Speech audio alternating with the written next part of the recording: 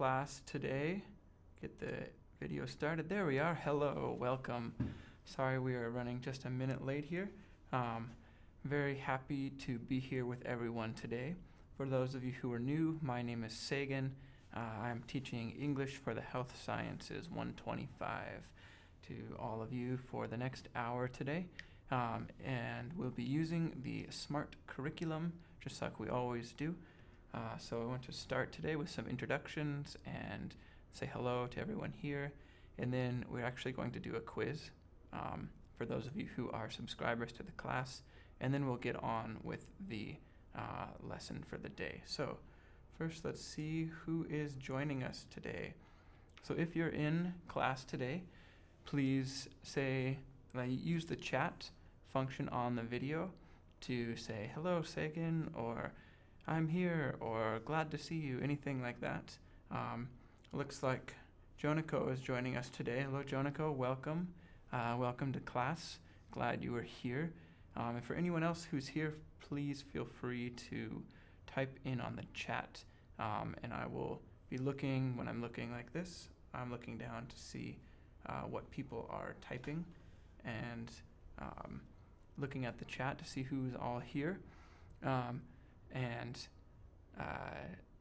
So you'll see me look down periodically, and I will,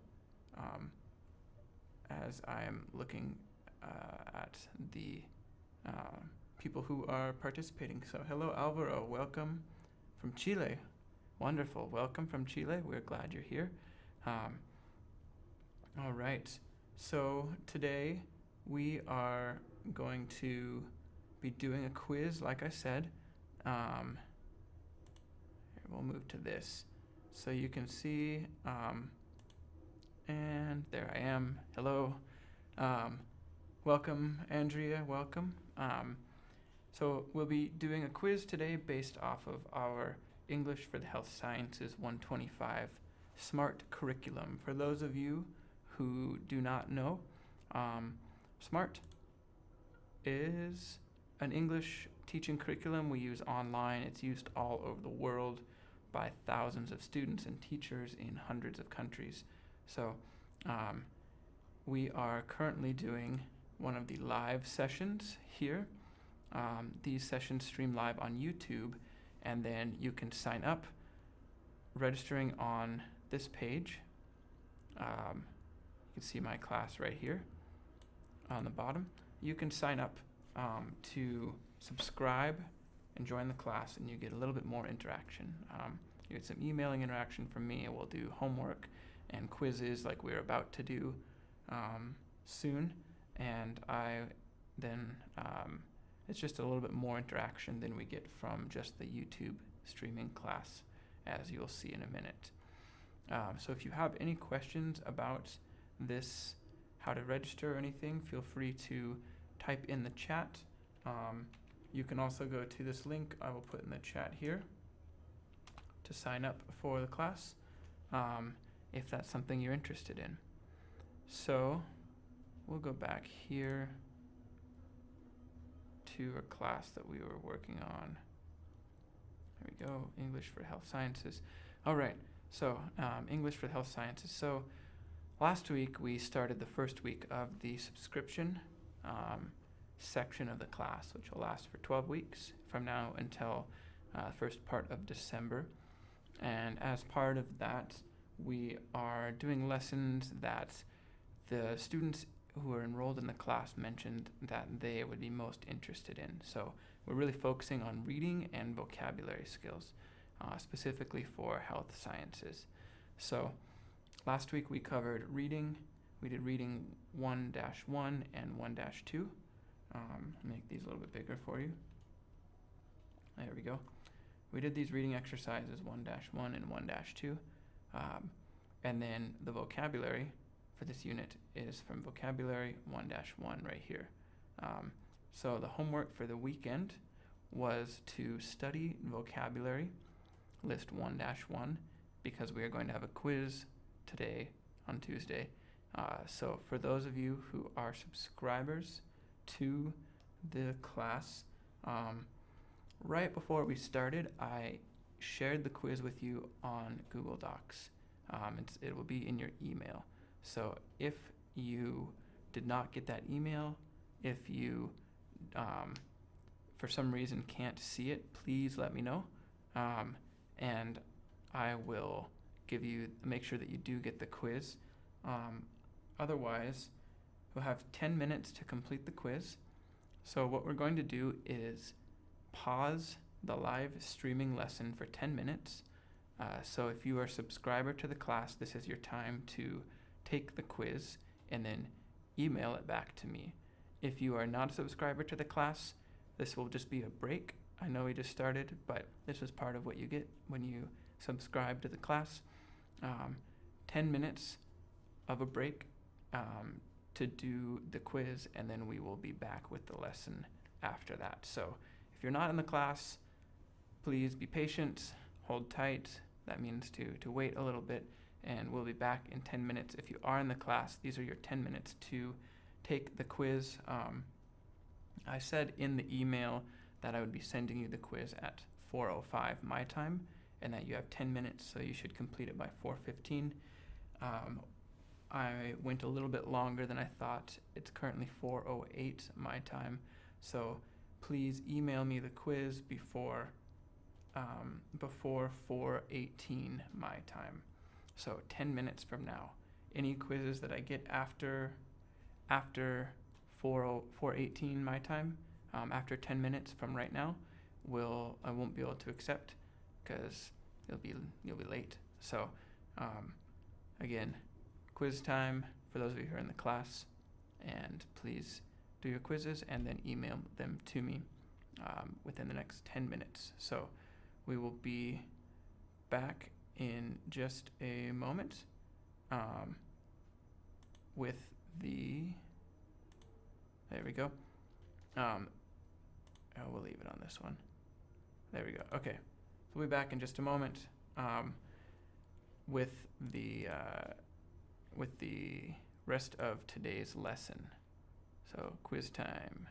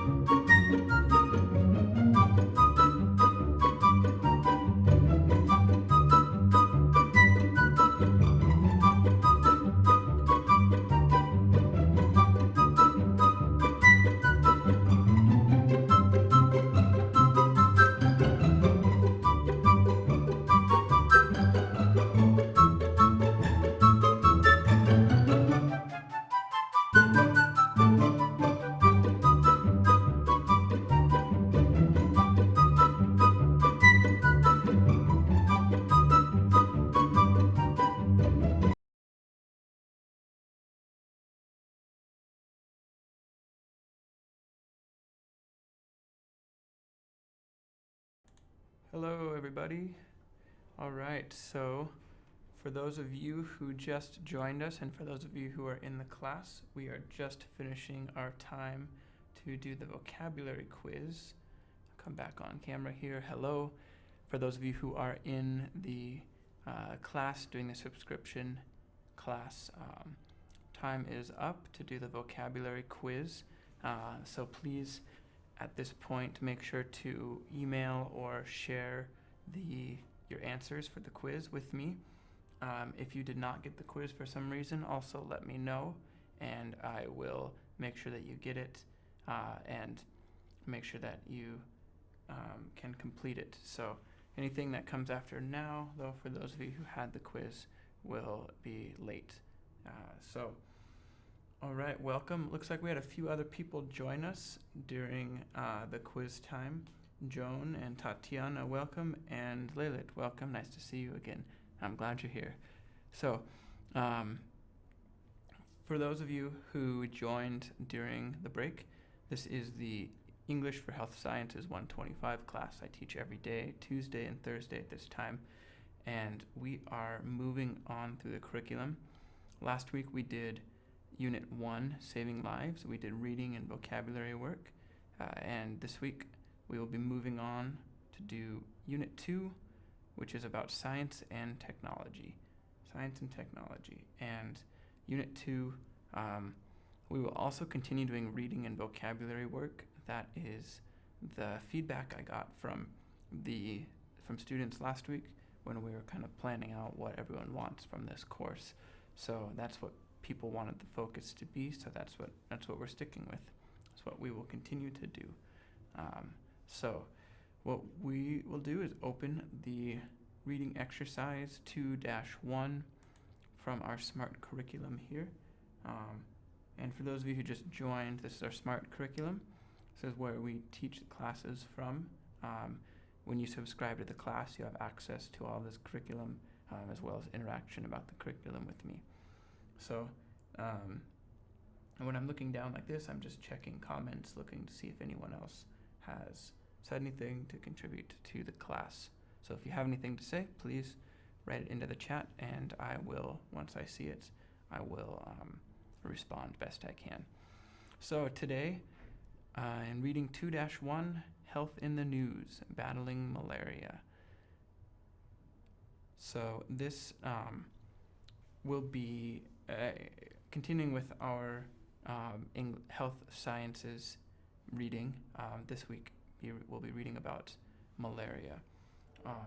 A couple things for those of you who are subscribed to the class to be aware of is you'll remember that we did the reading, the article from the lesson here, very similar to what we did before. And then at the end of the week, I mentioned the vocabulary list, which last week was up here, this week is here, looks very similar. So our vocabulary list, something that is exciting about it is you'll find these words in the reading, you will find these words elsewhere in the curriculum, but largely you'll find it a lot in the reading. So again, at the end of this week, we will have another vocabulary quiz. I will make sure to let you know ahead of time so you can study, so you don't have to be surprised by it. We won't do any pop quizzes here. So you'll see all of these words. We have a couple different categories this week.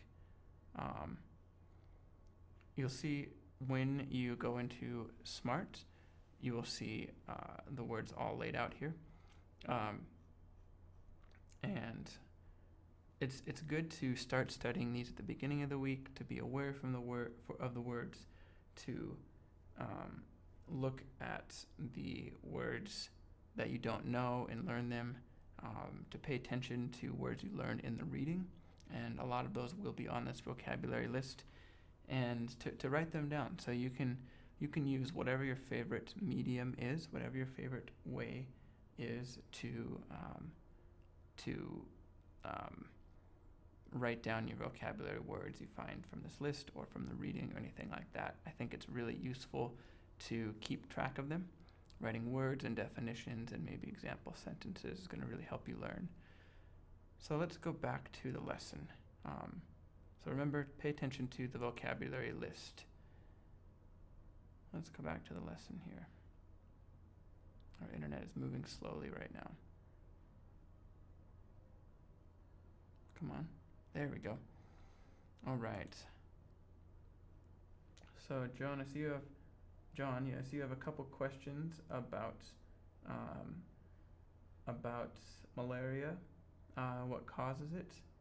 We will see. We might learn that in the reading here.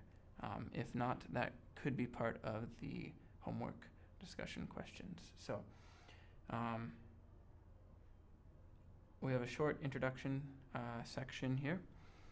It says, malaria has devastated, I'll scoot it up so you can see, there we go. Malaria has devastated many areas around the world and is a true epidemic. When something is as dangerous as malaria, what can we do?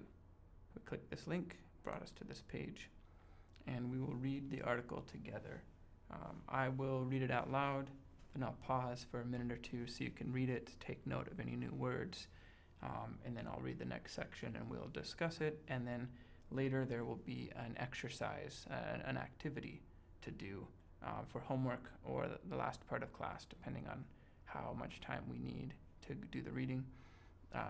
That will go along, work together with the reading. So this article is called Study. Modern housing could cut risk of malaria by up to half. So it sounds like it will be about malaria prevention. So it starts with London. Again, I'll make it a little bigger for you. When we see some journalistic writing starting with this, something like this, that's telling us where the article was most likely written. It was written in London. All right, so I'll read these first couple sections and then you'll have a minute to read them afterwards. Modernizing mud huts and other traditional housing could significantly cut the risk of malaria for people living in some of the highest risk areas of Africa, Asia, and South America, according to new research. Scientists who studied the impact of types of housing on people's risk of infection with the mosquito-borne disease found that residents of modern homes were 47% less likely to be infected than people living in traditional houses. Move on to the next section here. So this is an introduction to telling us about,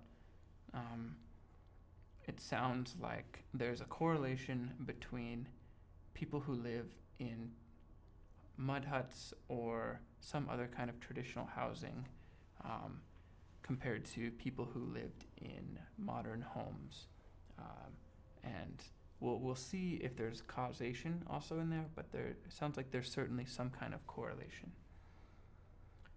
All right, we're starting on the third section here. People in modern houses equipped with closed eaves, ceilings, screened doors, and windows were also 45 to 65% less likely to have clinical malaria, which brings a high fever with infection, the researchers found. So that's a huge percentage. People who are in houses, and maybe some of these words are new for you. A closed eave, that refers to the part of the house that goes over the top of the wall. So if your house has that just open, maybe more mosquitoes get in. If you live in some kind of modern housing, that's probably more likely to be closed. And then ceilings, screen doors, and windows. So all of these things are contributing to a lot less malaria infection. And it's most likely, we would assume, and we'll probably learn a little bit more here, we would assume that that is because the mosquitoes are less likely to get into the house where people are living or sleeping, and so people get bit less by mosquitoes. All right. So we'll read the last section here, and then I will give you a minute. Improved housing has huge potential to Improved housing has huge potential to reduce malaria transmission around the globe and to keep malaria at bay where we have eliminated it, said Steve Lindsay, professor from Durham University in Northern England, who co-led the work. So I'm going to give you 2 minutes to read through this yourself. Any words that you have found during my reading of the passage or your own reading of the passage, you can type into the chat and I will discuss those or talk about them. Or if you have questions about the way it's written or any of the grammar or anything, we'll try to address that as well. So I'll give you 2 minutes only, a short amount of time to read this section again yourself. Take note of any words that are new and then type them into the chat and we can discuss them in the class. So 2 minutes.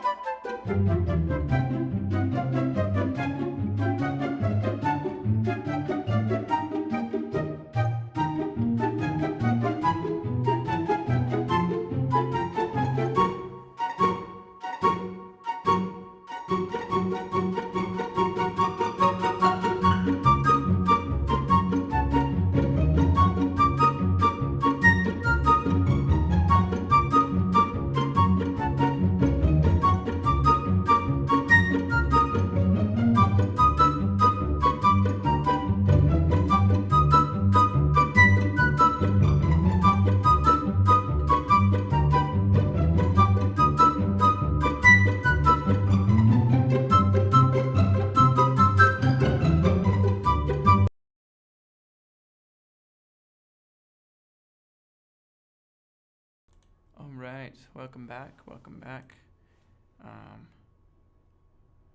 All right, turn the video back on here.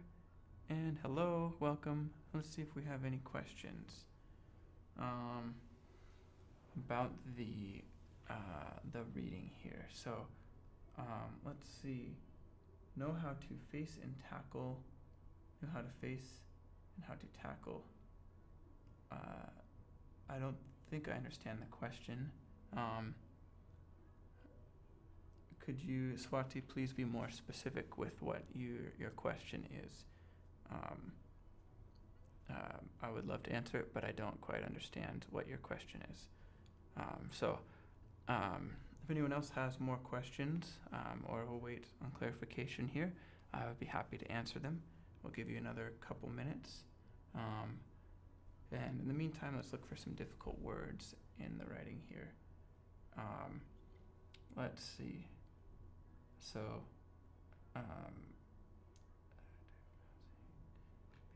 mosquito-borne. This is a good one. This does not mean born like having a baby or giving birth to. Mosquito-borne means that mosquitoes are carrying it. They're bringing it in. They're what spreads the disease. So mosquito-borne. That is a little bit different meaning than maybe it sounds like. And let's see. Know how to face and tackle, not to face to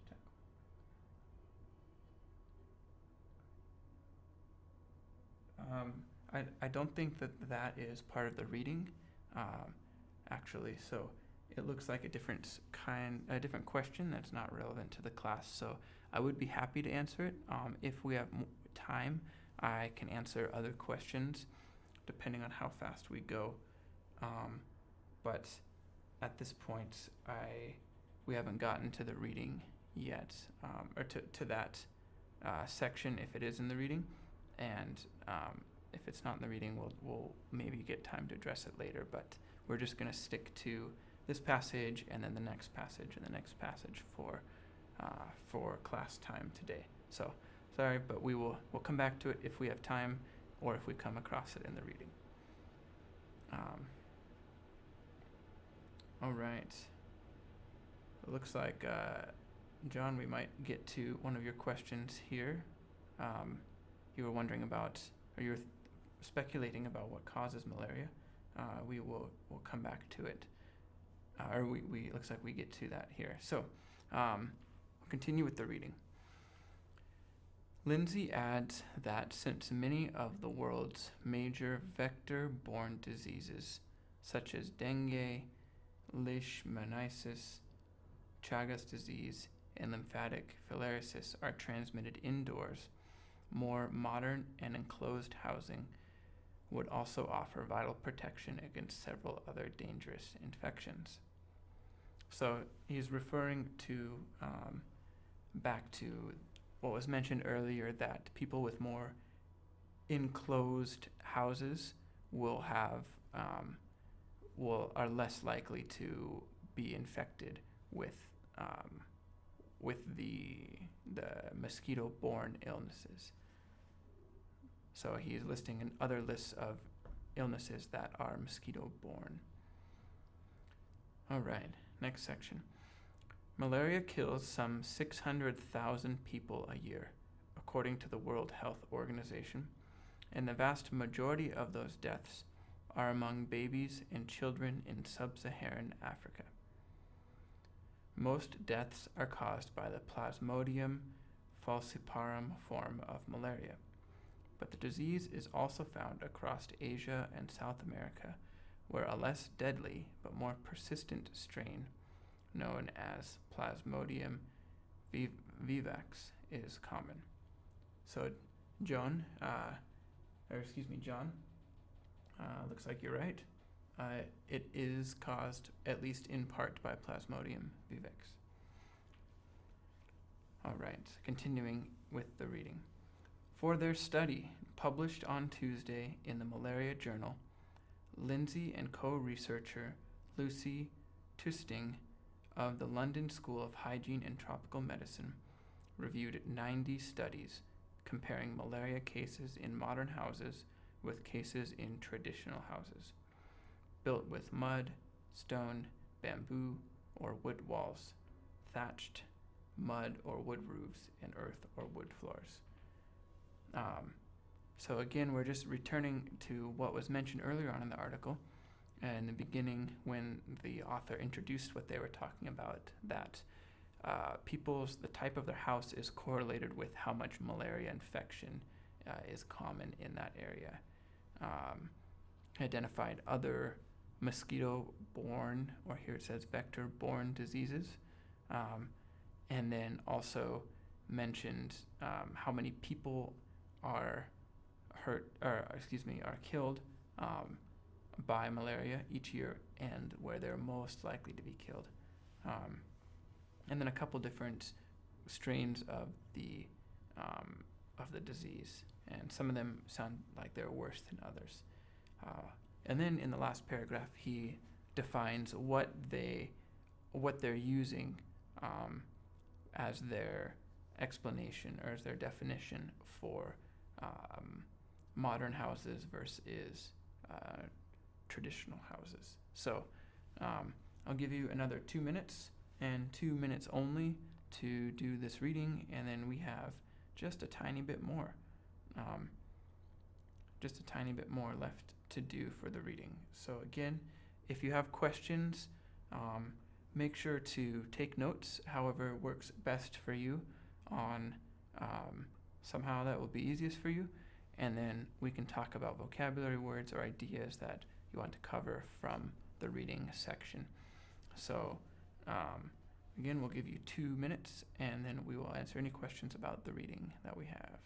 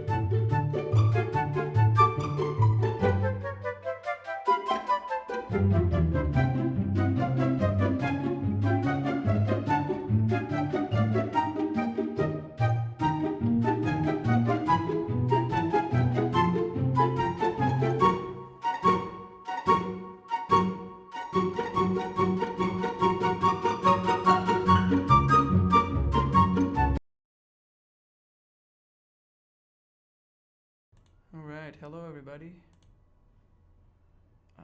Get the video going again. Welcome back. Welcome back. Looks like we have one very good question about this section of the reading today. From Tranwiz, who asks, can you explain the usage of semicolons in the last paragraph? That's a great question. So that's this paragraph down here. Let's see if we can make it even bigger still. There we go, so you can really see it very easily. The use of semicolons. So for those who don't know, this is a semicolon and this is a semicolon. And this is especially interesting because we're reading something that is written in the form of a news article. And one of the goals of a news article and writing when you're doing a news article is you have to make it very condensed. So you have to say a lot of information in a very short amount of writing. One of the things you'll notice with this is shorter paragraphs with longer sentences. So you see this paragraph is only one long sentence here, where if you're reading something, when you're reading a book, for example, you'll see paragraphs that are much longer, maybe even up to a whole page, and have many sentences. This here is also one long sentence, and we see a couple different punctuations that help get all the information that would maybe often be put into several sentences, condensed all the way down to one sentence. So if you're writing for a newspaper, this is a very good strategy to use. If you're writing an essay, or if you're writing a research paper for school, or something to that effect, if you're writing a book or poetry, this usually you would not see this, or you wouldn't choose to use this. So let's go back and read it, and then I can show you what these semicolons are doing down here. So it says, for their study, published on Tuesday in the Malaria Journal, Lindsay and co-researcher Lucy Tusting of the London School of Hygiene and Tropical Medicine reviewed 90 studies comparing malaria cases in modern houses with cases in traditional houses. So if we were doing anything other than newspaper writing, we would probably stop with the period right there, right after this. But the thing is they wanted to get more information in there. So the author really wants to explain, what do we mean by modern houses and traditional houses? And really, more specifically, since they already defined modern houses, how do we define traditional houses in this situation? So what the author is doing, they use this hyphen here, which functions sort of like a semicolon.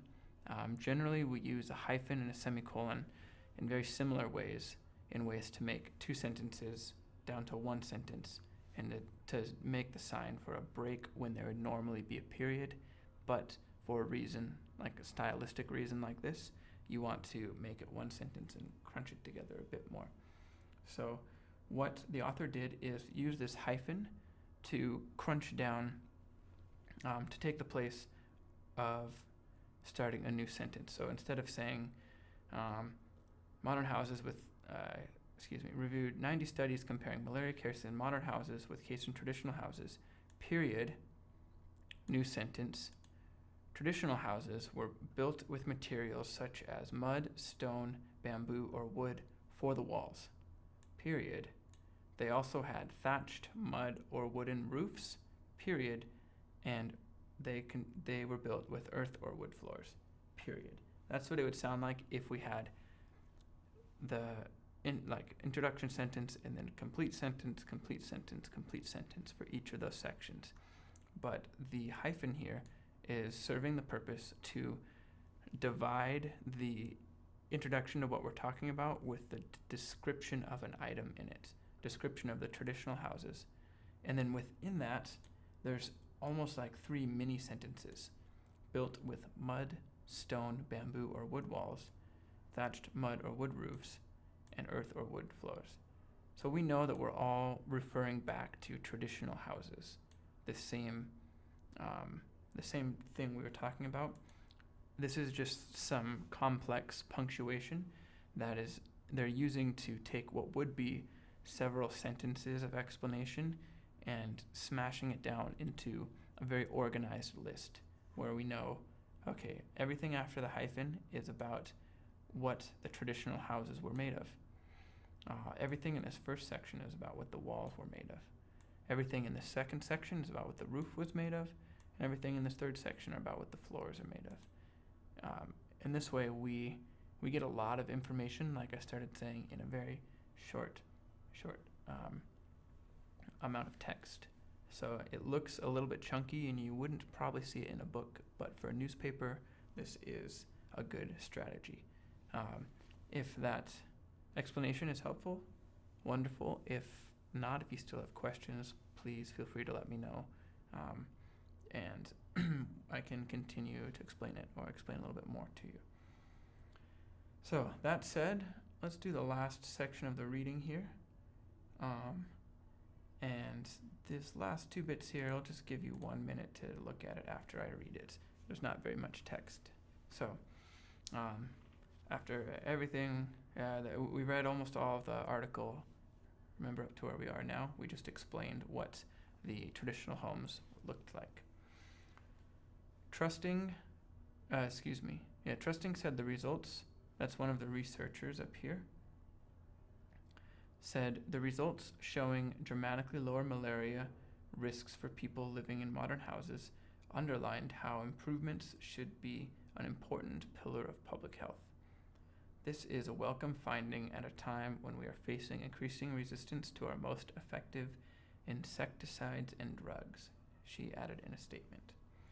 So, give you just 1 minute to look at this and to think about the whole article, to think about what they're saying, what they mean, come up with any questions if you have questions, and then we will discuss it briefly once more, and then I will introduce homework for today, go over that briefly. We may have a couple minutes to work on that, we may not, and then that will be it for the lesson, for the reading lesson today. So give you just about 1 minute here to take a quick read over this last bit and come up with any final questions that you might have.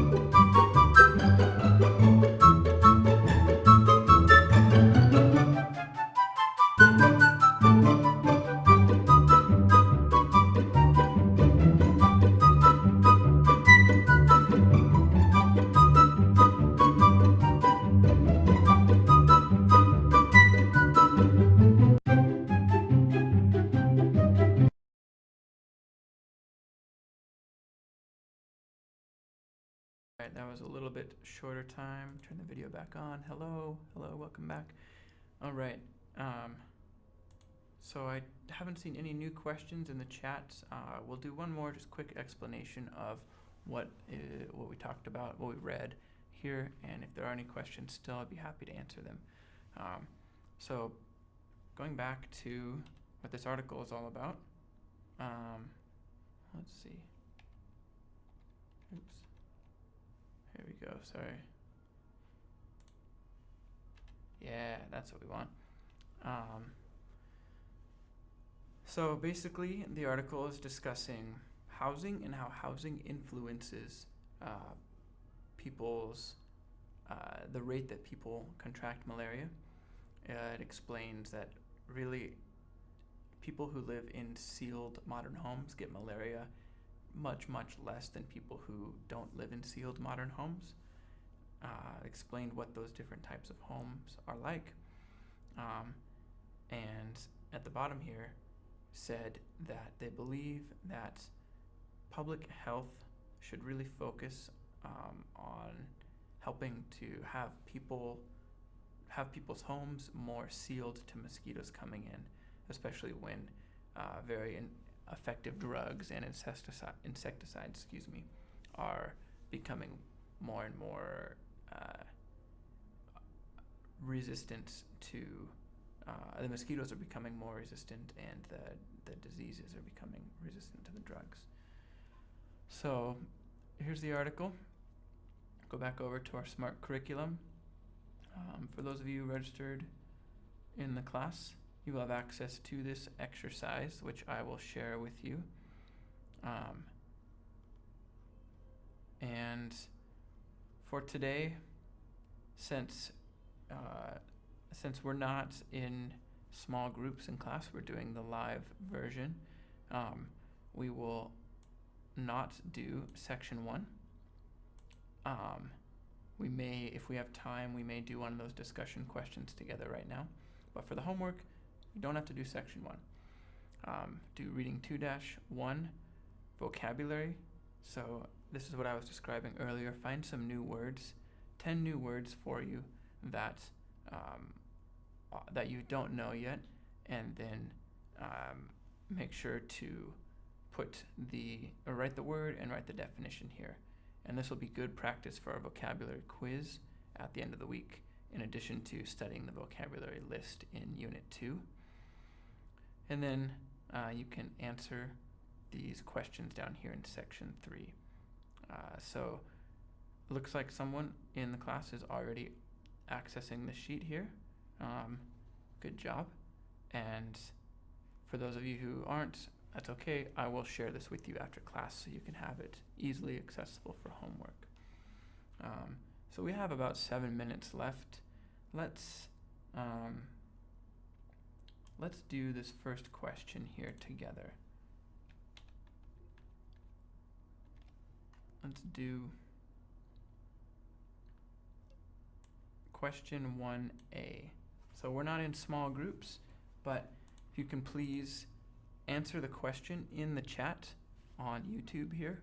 You can use whatever resources, do some research online, whatever works best. And we'll take about only maybe 3 or 4 minutes, not a lot of time, because class is almost over. But so using whatever resources you have, look up what is an epidemic, and answer, have you had any epidemics in your country? So please answer in complete sentences. An epidemic is blah, blah, blah. Excuse me. And yes, I have had an epidemic in my country. We had an epidemic of malaria or something like that. I gave you a clue. Okay, so we'll do just 3 minutes on this question, question 1A, and you can type your answers into the chat.